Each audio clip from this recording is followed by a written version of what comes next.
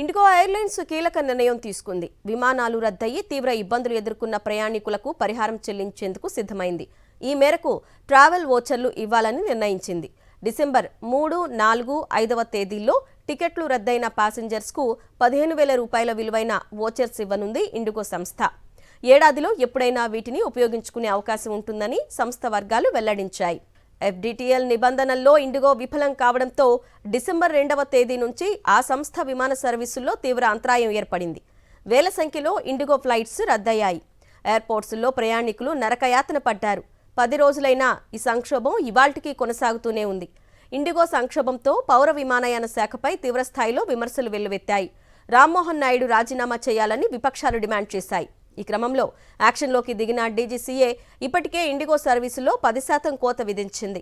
ప్రయాణికులను తీవ్ర ఇబ్బందులకు గురి చేసినందుకు ఎయిర్లైన్స్ సంస్థకు భారీ జరిమానా విధిస్తారనే ప్రచారం కూడా జరుగుతోంది. దీంతో ముందుగానే ఇండిగో దిద్దుబాటు చర్యలకు దిగింది. ప్యాసింజర్స్కు పరిహారం ప్రకటించింది. మరోవైపు IndiGo CEO Peter Elbers DGCA ప్రధాన కార్యాలయానికి చేరుకున్నారు. ఏవియేషన్ రెగ్యులేటరీ ముందు హాజరయ్యారు.